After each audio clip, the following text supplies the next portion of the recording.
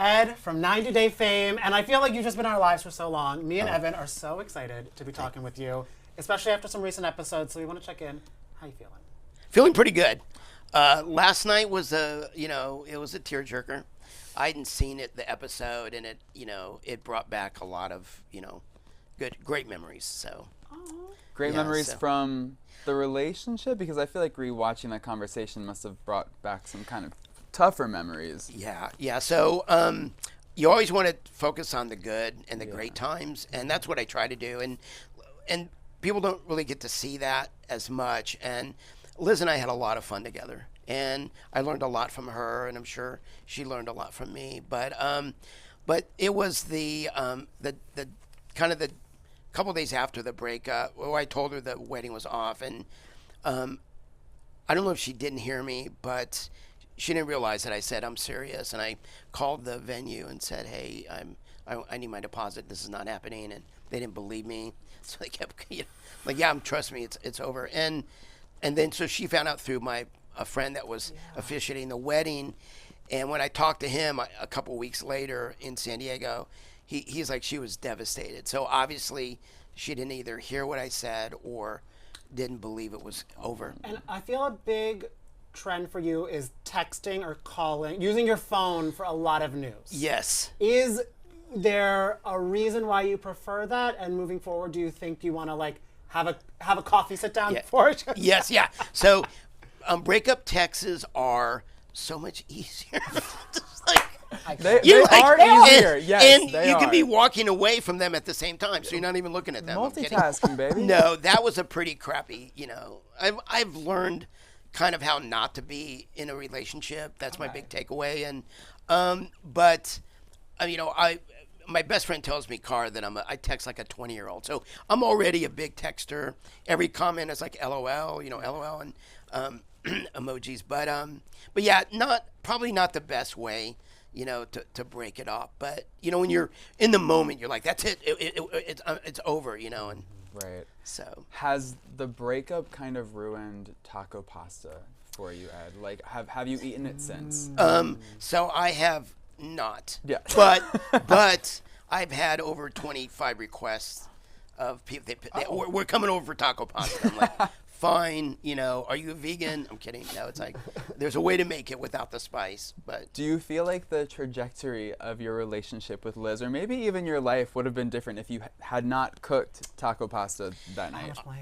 I think my life would have been a lot better if I never dated women. I'm kidding. No. I mean, where do we begin? Like, where's the list of, everything I kind of did? But, I'd been out of a relationship for so long, and I'm obviously somebody that doesn't take myself seriously. You can't. And so I'm always the funny guy. I always find humor in anything I can. And you realize, and the sucky part is that, when you find somebody that's in love with you, for me, it was kind of scary. I commend Liz for a lot of things. And one, she never gave up. I was the one that broke it off 13 times, and she didn't quit. And people will say, I'm not going to get emotional, but people are like, oh, you won or she won. I'm like, nobody won. Nobody won because she never gave up. And but for me, it was actually Liz's idea to move back to Arkansas, which, and I'm so happy that I'm back with my family, and it's my hometown where I grew up, but it was her idea to move back, and I didn't want to, but I'm like, hey, this could be really good for our relationship. So that was kind of the impetus behind moving, getting away from like our own friends that were on that West Coast. And I'm kind of wondering, because you did say that both of you have learned things from one another. Yeah.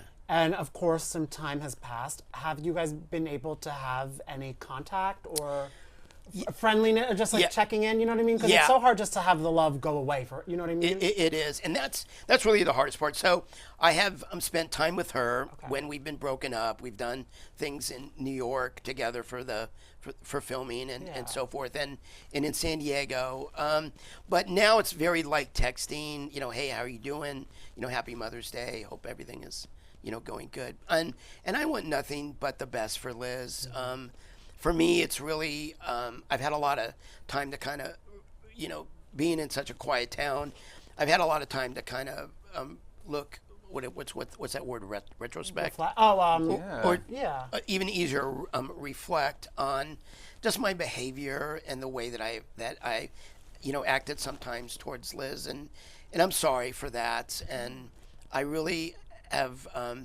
I'm trying to invest in my happy, and I've lost 19 pounds. Hey, congrats! I'm in the gym every day, working out. I'm still drinking the Malbec, so that's a kind of a balance. But I got my real estate license. I'm doing real estate.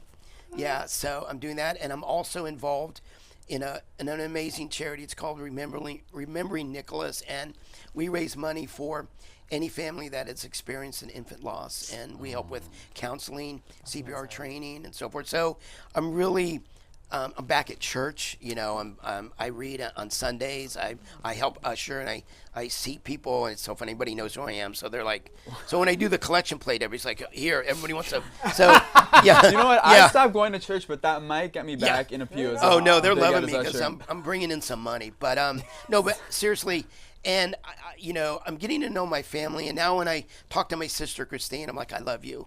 I love you, my mom. And I never would say, you never say those things to your family because, you're separated and you don't have that intimacy anymore. And so now it's like, I love you, I miss you, be careful, drive safe. And it's, you're able to peel more of yourself off to kind of have more of that emotional vulnerability. Right, and it feels like you are now a better version of yourself. And this is what Liz was saying in the episode. She was like, I'm scared that you're going to become a better version of yourself for someone else. But now that you are in this better headspace and you've had some time to become a better version of yourself, do you think that there's a possibility that you and Liz could get back together? Like, has the time apart facilitated space for you to fall back in love, even though you fell out of love? Right, yeah. Not, and here's why.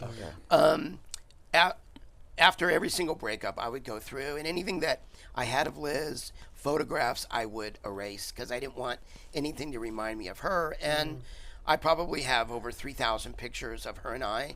And from being in Cabo or Palm Springs or wherever we were traveling, even with Riley, those are our memories, and they're really good memories. I have a tattoo that I got of her and I. She's a Gemini, and I'm a Taurus.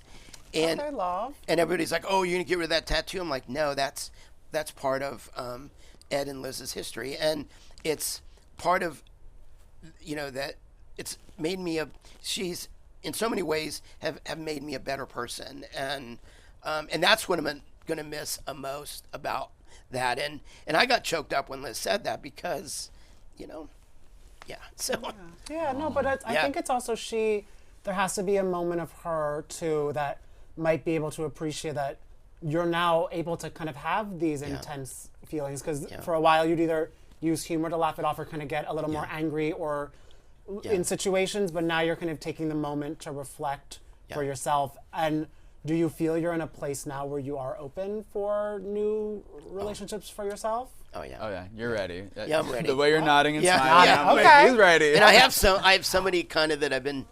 She has a pontoon. All I'm going to say is that she has a pontoon boat, and so do I. So we're gonna. I don't know if that's a metaphor. No. It's a boat. Happy sailing. It's a boat that floats, and we're gonna want a boat that floats. Yeah, we do. Hello, right? And we're gonna tie them together. We already talked about we'll be tying our boats together, and it's so funny. Tying boats together. So okay. In Arkansas, it's kind of silly because I don't have the ocean anymore. But you take it's called floating. You take a life jacket and you step into it upside down. And it's perfect, and it supports your elbows, and you sit and you drink beer in the water. It's like that sounds peaceful. That sounds really nice, actually. So we'll be doing that hopefully this summer. And you say it's kind of new. There's no label just yet, or is this your girlfriend? Like how do you? No. She's a really good friend, and we have very intimate conversations. Like she'll tear up, and I'll tear up, and and she wants nothing to do with my fame or whatever. Really? Like she's not any of that. I have a lot of people that pursue me that want that, and that honestly is the hardest part for me, to be able to meet somebody. But I'm learning that, just be who you are. You know. And have you been able to, because word on the street and the blogs and the internet is that Liz has met a new boy. Have you met him, and do we feel good vibes? Yeah. So we did the, the fluffing of the chest, when we met, and he's super good looking. He's young, and, I want them to be happy. Of course, it stung because, that kind of happened right away, which is good. And Liz is young, and I think that's part of being young, this generation, where they kind of have to go from, one relationship to the other. And for me, fortunately, I have, people in my life pulling me back, going, breathe, make sure this is what you want. And, that way, I maybe I'll meet, not Mrs. Right now, but Mrs. Right is my dream. Are you still dating younger? Is that still your vibe, or are you? What's your type? Is this being recorded? I'm kidding. No, is my daughter or my mom or my broker listening? So the new rule is, Mitzi, my broker, I can't date anyone without a 3 in front of it. Okay, that's a good rule. That's a good rule. Yeah. So this one's, she's 38, and and she's a forlorn fire. She is.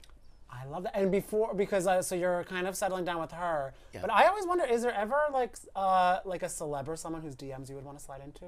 Oh, absolutely. What was the last one I got in trouble for? I'm kidding. Nothing too recent, but I have celebrities that fangirl me, which is, I don't understand. Like Pete Davidson is a big fan of mine, and Keenan from Saturday Night Live. Have they slid into your DMs? Yeah. Oh, yeah. What do they say? Oh, yeah. Just, well, I actually walked on to Keenan's set in L.A. by accident, and they're like, I'm sorry, and we left rather quickly, and then he comes running out after Liz and I when we're together, and he got a picture of us and so forth. And who are some others? Andrew Schultz. I'm walking my dogs in San Diego, and I never heard of him. And I think he opened up at the Met last week or something. Yeah. Well, they're like, hey, Andrew closed the show out with you. I'm like, what? I'll go, who's this guy? Like, I looked him up online. I found the clip, and I can't tell you how he made fun of me. It was kind of funny, but he's like, if you're Big Ed from 90 Day Fiancé, and, it was kind of fun. For me, that's like the best compliment ever. Or I would get shout outs from Pete Davidson, actually used me in a set on, it was kind of a Citizen Kane thing, where he's like, I was just outside, I got in a fight with Big Ed from 90 Day Fiancé. So that sort of thing really freaks me out. Or if my buddy sends me a picture of it, or a video of his radio, his XM radio. It's like, and he talks about, hey, this guy Big Ed rubs mayonnaise in his hair, and he's in Texas, and I'm realizing this too, how small the world with technology really is, and i.e. the portal here that you guys have. Yeah, it seems like you have so much fun being famous. Did you always kind of have an idea that you would end up being famous? Like, was this always on the vision board? Yeah, what a great question. So I always knew as a young adult that I was going to be famous, but I never knew who, what, where, when, and why. And before I got on the show, I'd never heard of the show. When my first season when I met Rose, I basically bought a ticket, and everybody's like, you're doing this show? I'm like, what show are you talking about? And then they told me the name of it. I'm like, that is like the most ridiculous, 90 Day Before the 90 Days. I'm like, why don't they call it something different? So, but I did the show, and overnight it was insane, and COVID hit, and then the show went viral, and then people started making memes of me, and I found this out later that I was the #1 trending meme in the world for 4 weeks. Do you have a favorite meme of yourself? Because there are so many. Yeah, there's some. I have a lot more not so friendly ones, but probably I Like the View is the most famous, and then also too, the show's dubbed in I don't know how many countries. I think it's shown in about 163, but I saw me being dubbed in Portuguese, and I'm like, he sounds better than I sound. I'm like, you're like, can you go on some dates? I'm like, I want to be Joe Pesci. I sound like Joe Pesci. Hey, and I'm more. And if they don't love me, I'm like, it's like I'm gonna off somebody. I'm like, that's me. That's my new thing. But anyway, so back to your question, which was really funny. I was a busboy at a restaurant in the country club where I grew up in Bella Vista, and guys would come in on a Friday night with these beautiful women, and whatever. And I'm in high school. I'm like, one day I'm going to come in here and everyone's going to know who I am.